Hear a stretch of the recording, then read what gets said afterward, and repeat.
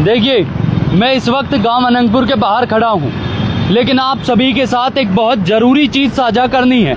आप सभी को अवगत कराना है कि सरकार गरीब और अमीरों में फ़र्क कैसे करती है। सरकार के जो बड़े बड़े नुमाइंदे हैं, वो बड़े बड़े जो संस्थान हैं, उनको कैसे लाभ पहुंचाते हैं और आप लोगों की कमर को कैसे तोड़ते हैं। यह सीधा आरोप मैं जो लगा रहा हूं, वो 3 बड़े संस्थान आज सतर्क हो जाएंगे। मेरे हाथ में जो ये पेपर आपको दिखाई दे रहा है, मैं एक बार इसकी जो सब्जेक्ट लाइन है मैं आपको दिखा दूं। ये देखिए, इसकी सब्जेक्ट लाइन को मैं पढ़ता हूं और उसके बाद विस्तार से पूरी स्क्रिप्ट बनाकर लाया हूं, सिर्फ आप लोगों को बताने के लिए। Processing of the proposal involving non forestry use of land close under Punjab land preservation act 1900 and clarification on the applicability of the provision of one संरक्षण एवं संवर्धन अधिनियम 1980 ऑन सच लैंड्स।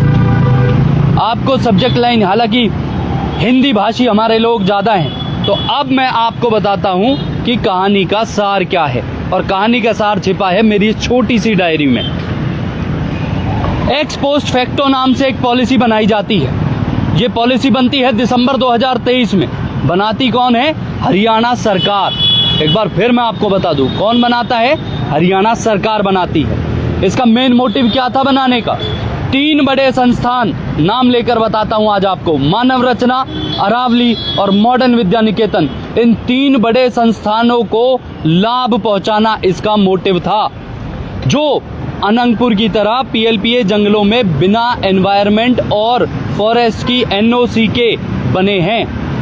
1980 के बाद भी बने हैं, ये भी बात तय है। जिस साल को बुनियादी साल बताकर फॉरेस्ट डिपार्टमेंट लगातार जो है वो कार्रवाई कर रहा है। और इसके साथ ही मैं आपके साथ बहुत सारी चीजें आज साझा करने वाला हूं, क्योंकि फॉरेस्ट कंजर्वेशन जो एक्ट है वो 1980 में आया था, और ये तीनों प्रॉफिटेबल ऑर्गेनाइजेशंस को बेसिकली फायदा पहुंचाने के लिए ये एक्स पोस्ट फैक्टो पॉलिसी जो है उसका निर्माण किया गया हरियाणा सरकार के जरिए। पीएलपीए एक्ट में भारत सरकार द्वारा, मैं आपको एक चीज बड़ी अहम बता रहा हूं, ये ऐसी चीज मैं आपको बता रहा हूं जो शायद आपको पता होनी चाहिए। पीएलपीए एक्ट में भारत सरकार द्वारा राष्ट्रपति से साइन होने की, यानी कि उनमें संशोधन हुआ था पीएलपीए एक्ट में, उसके लिए राष्ट्रपति से साइन होने के बाद 2019 में बहुत बड़े बदलाव किए गए थे। ये बदलाव किए थे ताकि पीएलपीए एक्ट थोड़ा सा इस तरीके का हो जाए जिससे लोगों को राहत मिल सके, परंतु सुप्रीम कोर्ट ने बदलाव किए हुए एक्ट को नल एंड वॉइड कर दिया था। सुप्रीम कोर्ट ने, मैं फिर बता रहा हूं आपको, इस बदलाव को सुप्रीम कोर्ट ने, इस एक्ट में जो ये बदलाव हुए थे इनको नल एंड वॉइड कर दिया था, और इस पर सुप्रीम कोर्ट ने इसको खत्म कर दिया था।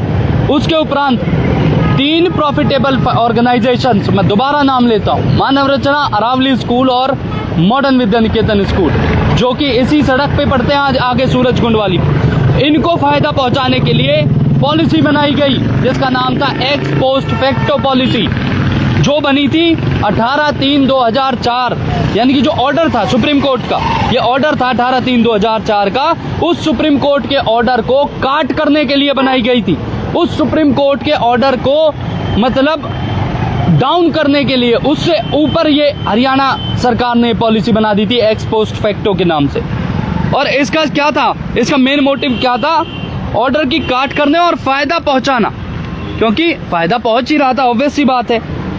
फायदा पहुंचाने के लिए इस पॉलिसी का निर्माण किया गया था। अब एक और चीज मैं आपको बताता हूं, हमारे पास में ही कांत एन्क्लेव, हमारे पास में ही खोरी गांव, जब उनके ऑर्डर आए थे, उनके ऑर्डर आने के बाद जब डेमोलिश किया गया, उसी आधार पर मानव रचना, अरावली और एमवीएन को ध्वस्त किया जाना था।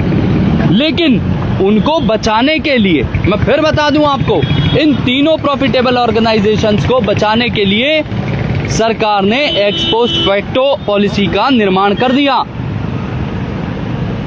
अब सवाल जो आ जाता है वो ये है, जब इन तीनों प्रॉफिटेबल ऑर्गेनाइजेशंस को बचाने के लिए एक पॉलिसी का निर्माण हो सकता है, तो ये जो 25-26 हजार की आबादी वाला जो ये गांव है जहां जन आंदोलन लिखा है, इसको बचाने के लिए सरकार सामने क्यों नहीं आती? क्यों ऐसी पॉलिसियां नहीं बनाई जाती? क्यों बार बार अधिकारी जो है वो गांव के गरीब लोगों को गुमराह कर रहे हैं कि आप जाइए सुप्रीम कोर्ट, आप जाइए और जगह, अब वहां जाकर मैसेज करिए, आप वहां जाकर अपना पक्ष रखिए? क्यों सरकारी अधिकारी जो है वो गुमराह करने में लोगों को लगे हैं? क्यों बड़े बड़े नेता बार बार ये कह देते हैं कि गांव को सुप्रीम कोर्ट जाना ही पड़ेगा? आप इन 3 प्रॉफिटेबल ऑर्गेनाइजेशंस को बचाने के लिए आप एक पॉलिसी का निर्माण कर देते हो, और ये जो आज जन आंदोलन की आवाज लिखा बैठा है गांव अनंतपुर, इसके लिए आप कुछ भी नहीं लाते, इसके लिए आप कोई पॉलिसी का निर्माण नहीं करते, इसका आप कोई विचार विमर्श नहीं करते।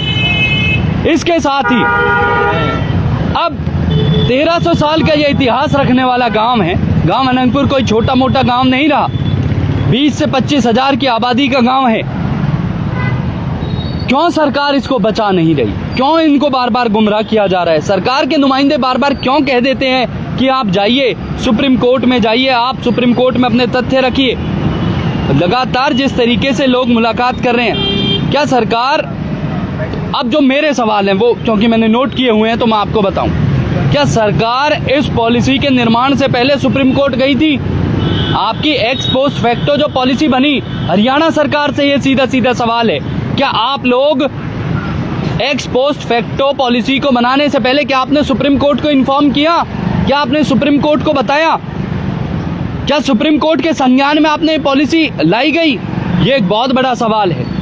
सरकार को सुप्रीम कोर्ट जाना चाहिए था या सरकार को पॉलिसी निर्माण करना चाहिए था? ये भी एक बड़ा सवाल है। आज जिस तरीके से आप गांव अनंतपुर के लोगों को बोल रहे हो कि आप जाइए सुप्रीम कोर्ट, तो मैं भी आपसे पूछता हूं कि क्या आपको उस टाइम सुप्रीम कोर्ट जाना चाहिए था या इस तरीके से पॉलिसी का निर्माण करना चाहिए था? या फिर सरकार और सरकारी अधिकारियों का यह निर्णय ठीक है कि जो गांव के गरीब लोग हैं वो जाएं सुप्रीम कोर्ट?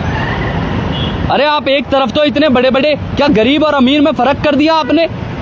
क्या गरीब और अमीर जो है आज वो इस तरीके से, आप हजारों करोड़ों का टर्नओवर जिन लोगों का है उनको तो आप एक्स पॉलिसी फैक्टो दे देते हैं, और जो ये गरीब लोग यहाँ पर रह रहे हैं, जो पिछले 1300 साल का जिनका इतिहास है, उस इतिहास को आप नष्ट करने पर लगे हैं। उसके लिए आप कहते हैं, इन लोगों को गुमराह करते हैं कि आप जाइए, आप इन लोगों को भेज देते हैं कि आप सुप्रीम कोर्ट जाइए। मैं ये कोई भी बात, जितनी भी बातें मैंने इसमें कही हैं, सारी बातों का सार ये है, ये डॉक्यूमेंट जो मेरे हाथ में है, ये डॉक्यूमेंट जो है आपको मैं दिखा दूं, और इसमें भी एक मेन चीज है। जो मेन चीज है वो यहाँ पर आपको मिलेगी। जो वकील होंगे, जो कानून की जानकारी रखते होंगे, वो ये पढ़ लें। Proposal where the approval sanctions by the competent authority for the project has been granted by the competent authority in conformity with the applicable land or housing law or master development plan of the said land after the Honorable Supreme Court order dated 18/3/2004 when the first time PLPA land were directed to be treated as forest for the purpose of FC Act shall be considered for ex post facto approval। कैसे approval दे सकते हैं आप? कैसे उनसे आप कह सकते हैं कि भाई आप जो थोड़ा बहुत जो कंपेंसेशन है वो दें और उसके बाद आप रह ले? 1980 में ढांचे थे, 1980 में ढांचे नहीं थे, 90-96 के बाद ये सारी चीजें बनी है। लेकिन आप एक गांव को, एक ऐसे गांव को जिसमें 20 से 25 हजार की आबादी रहती है, आप उसको तोड़ने के लिए नोटिस चिपका जाते हैं, और आप अमीर लोगों को बचाने के लिए एक्स पोस्ट फैक्टो पॉलिसी का निर्माण कर देते हैं। ये दोहरी राजनीति और ये दोगली राजनीति क्यों? गरीबों में और अमीरों में ये भेदभाव क्यों? जवाब दे हरियाणा सरकार, जवाब दे फरीदाबाद का प्रशासन, इन लोगों को क्यों गुमराह किया जा रहा है? मैं आपको तथ्य दे सकता हूं। आज प्रेस कॉन्फ्रेंस भी करने जा रहे हैं विजय प्रताप, महापंचायत का आगोश हो चुका है, लेकिन उससे पहले आप एक बार फिर देख लें आप एक बार इस लेटर के बिहाफ पर आप लोगों को ये समझ आना चाहिए कि आप गरीब और अमीर जो तबका है उसमें आप फर्क करते हैं। आप 3 बड़े ऑर्गेनाइजेशंस, मानव रचना, अरावली और मॉडर्न विद्या निकेतन को बचाने के लिए आप एक्स पोस्ट फैक्टो पॉलिसी का निर्माण कर देते हैं, और गांव अनंतपुर जैसे लोगों को जन आंदोलन करना पड़ता है, जहां वो लिखते हैं कि सरकार हमारा प्रथम लाल डोरा स्थापित करे। कब करेगी सरकार? कैसे करेगी सरकार? क्योंकि सरकार तो बिजी है गरीब और अमीर में फर्क करने में, अमीरों को फायदा पहुंचाने में और गरीबों को और ज्यादा प्रताड़ित करने में। महापंचायत करने को मजबूर है, क्या करे? अपनी मांग उठाएंगे किसी भी तरीके से। समाज से अपील कर रहे हैं, गुर्जर समाज से हाथ जोड़ रहे हैं उनके कि आप आइए इस पंचायत में, कौन इनका सहारा बनेगा। लेकिन आपने तो सहारा बना दिया अमीरों के लिए, एक्स पोस्ट फैक्टो। मैं नाम ले रहा हूं, आप सर्च कर लेना इसका, आप पता कर लेना इसके बारे में। मैं आप लोगों को सिर्फ इसलिए बता रहा हूं ताकि आप लोग अवेयर रहें, आपको पता रहे कैसे बड़े बड़े संस्थानों को सरकार मदद करती है और कैसे ये गरीब लोग यहाँ पे जन आंदोलन करने को मजबूर होते हैं। कितने दिन तक यहाँ पर बैठे रहे और फिर लास्ट में जब उन पर दबाव आया तो वो लोग अंदर चले गए। लेकिन आप एक्स पोस्ट फैक्टो के बारे में पढ़ें, सजग हों, सरकार को चेताएं, जताएं, उनको अपना अधिकार मांगे। ये आपका अधिकार है। आप इस देश में पैदा हुए हैं, देश के लिए बलिदान भी दिया है आप लोगों ने। कितने ही लोग शहीद हो गए। इस गांव के कितने लोग थे जो आर्मी में रहे, जिन्होंने हरियाणा गवर्नमेंट के लिए काम किया, बड़े बड़े अधिकारी और सत्ता में भी रहे, ऐसी बात नहीं है। आज वो गांव अवैध बता रहे हैं आप लोग और बड़े बड़े संस्थानों को एक्स पोस्ट फैक्टो पॉलिसी का निर्माण करके बचाव कर रहे हैं उनका।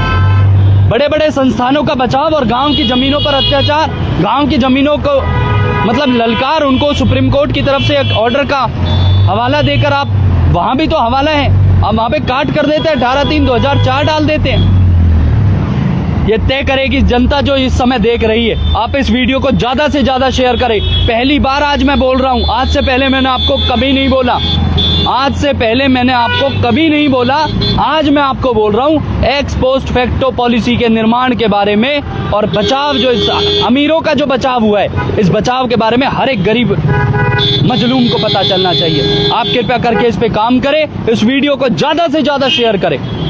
धन्यवाद।